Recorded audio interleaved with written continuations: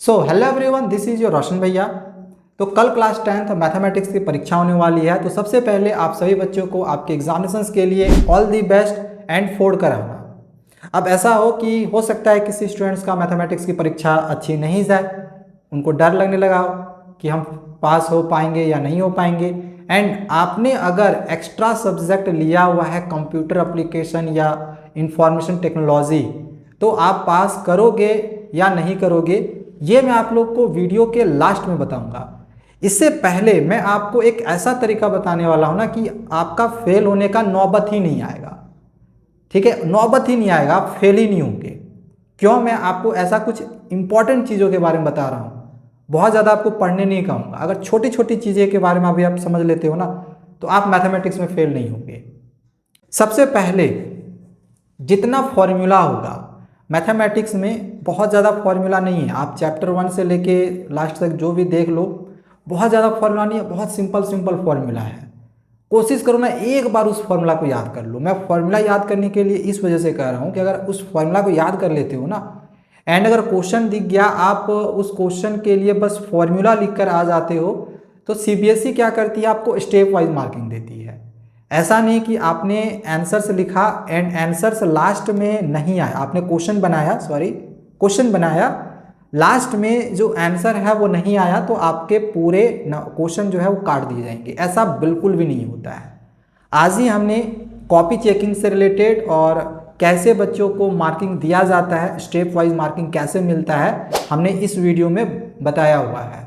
देखना होगा तो इसको देख लेना। मैं इसका लिंक डिस्क्रिप्शन पे भी दे दूंगा और कमेंट बॉक्स में भी पिन कर लूँगा। एंड ये जो वीडियो है ये हमने अपने दूसरे चैनल पे, जिसमें हम सीबीएसई से रिलेटेड स्पेशल वीडियोज़ न्यूज़ वाला डालते हैं, उसमें बताया था। अगर आपको सीबीएसई से रिलेटेड न्यूज़ चाहिए होंगी रेगुलरली, लेटेस्ट न्यूज़ जो कि सीबीएसई ऑफिशियली देती है, तो उस चैनल को सब्सक्राइब कर लेना। लिंक डिस्क्रिप्शन पे मिल जाएगा, कमेंट बॉक्स में ही मैं आपको पिन कर दूंगा। ठीक है, तो उसमें मैंने मार्किंग स्कीम के बारे में बताया हुआ है, कैसे आपको मार्किंग स्कीम मिलती है। ठीक है ना, स्टेप वाइज बच्चों को मार्किंग दिया जाता है। आपका आंसर नहीं भी आता है ना, फिर भी आपको मार्क्स दे दिया जाता है। एंड मैथमेटिक्स में अगर आप सिर्फ फॉर्मूला लिख के आ जाते हो एंड जो क्वेश्चन में गिवन दिया गया है वो लिख कर आ जाते हो, तो उतने में आपको 1 नंबर, आधा नंबर मिल जाएगा।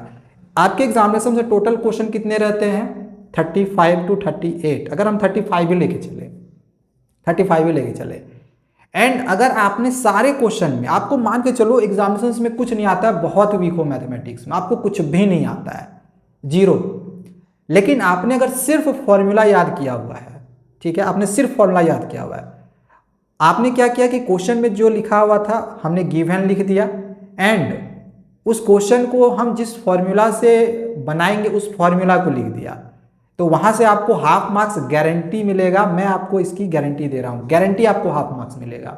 ठीक है, सिर्फ फॉर्मूला लिखने से। अगर आप पूरा बना लेते तो आपको पूरा नंबर मिल जाएगा। अब खुद सोचो कि 35 क्वेश्चन है, अगर आपको हर क्वेश्चन में आधा नंबर भी मिलता है तो कितने मार्क्स हो जाएंगे? लगभग 17.5। आपको पास करने के लिए मिनिमम जो मैं मार्क्स आप लोगों को बता रहा हूं, मिनिमम वो है 15 मार्क्स। अगर आप 15 मार्क्स लाते हो इंटरनल असेसमेंट में, अगर आपका 18 भी आता है, 18 से कम किसी को नहीं आता है, किसी को भी नहीं, और अगर आपको 20 मिल गया तो आपको 15 भी नहीं, 13 ही नंबर लाना है पास होने के लिए। लेकिन अगर आप हाफ मार्क्स भी लेकर आते हो ना, हाफ मार्क्स भी सारे क्वेश्चन पे लाते हो, तो आपका 17 हो जा रहा है। आप इजिली पास कर रहे हो यार, आप फेल नहीं करोगे मैथमेटिक्स में, डरने की जरूरत ही नहीं है। मैं इसीलिए कह रहा हूँ, डरने की जरूरत नहीं है, बस जो आप ये बता रहा हूँ इसको समझते जाओ। ठीक है, तो पहली चीज़ तो ये याद करो, सारा फॉर्मूला, ज़्यादा फॉर्मूला नहीं है, मैं बार बार कह रहा हूँ। फॉर्मूला सीट अगर चाहिए होगी ना, फॉर्मूला सीट अगर चाहिए होगी तो कमेंट करना, मैं उसका पूरा पीडीएफ ही आप लोग को डिस्क्रिप्शन पे प्रोवाइड करवा दूंगा। आपके लिए मैं इतना कर सकता हूँ। ठीक है, दूसरा चीज़, जब आप क्वेश्चन बनाओगे, खास करके ये उन बच्चों के लिए काम देगा जो मैथमेटिक्स में चाहते हैं कि मेरा कम से कम 50 से 70 नंबर एटलीस्ट आ जाए, या 80 का भी चाह रखते हो, मतलब 50 से 80 के बीच में अगर आपको नंबर चाहिए, तो इसके लिए भाई आपको थोड़ा सा टाइम मैनेज करना पड़ेगा। जब आप क्वेश्चन को बनाओगे, जैसे अभी हमने कहा कि आपको सारे क्वेश्चन अटेम्प्ट करने हैं, दूसरा पॉइंट याद रखना, सारे क्वेश्चन अटेम्प्ट करने हैं, आपको छोड़ना नहीं है। तो जब आपने सारे क्वेश्चंस को अटेम्प्ट कर लिया ना, तो इसके लिए आपको जरूरी रखनी पड़ी आपको आपकी टाइम मैनेजमेंट, वरना आप सारे क्वेश्चंस को अटैम्प्ट नहीं कर पाओगे।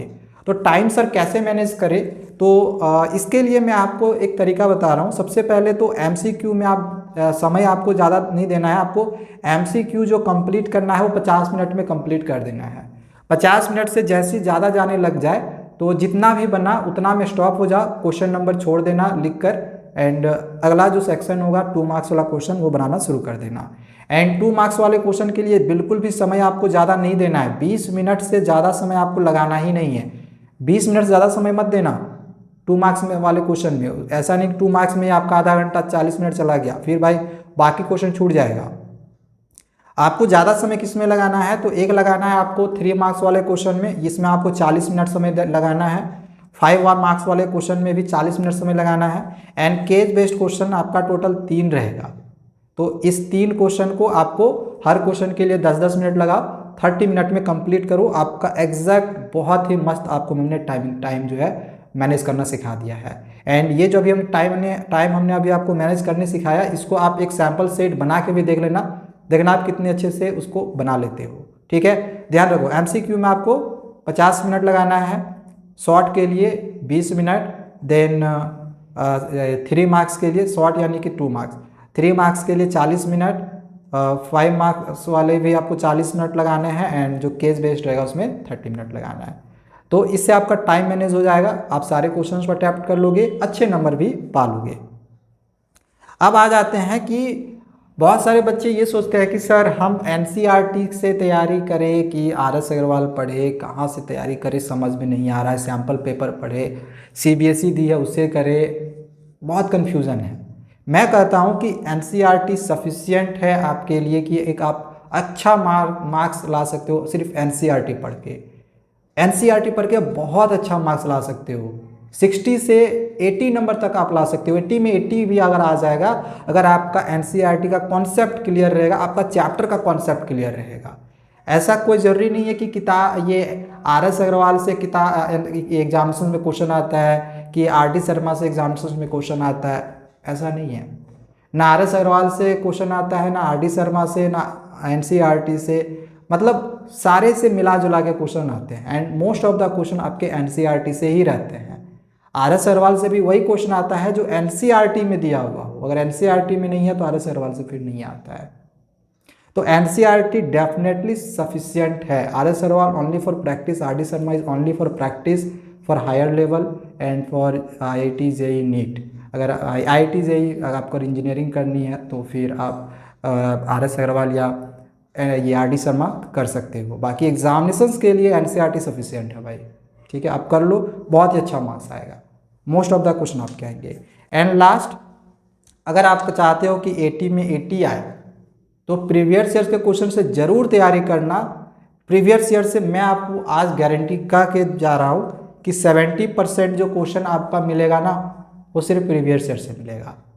तो मेरी बस इतनी बातों को आप याद रखो। मैंने आज आप लोग को दोनों तरह के स्टूडेंट्स के लिए बता दिया है, जिन स्टूडेंट्स को मैथमेटिक्स में फेल होने से डर लगता है, एंड जिन स्टूडेंट्स को 80 में 80 लाना है तो कैसे उनको टाइम मैनेज करनी पड़ेगी, एंड कहाँ कहाँ से उनको पढ़ना पड़ेगा।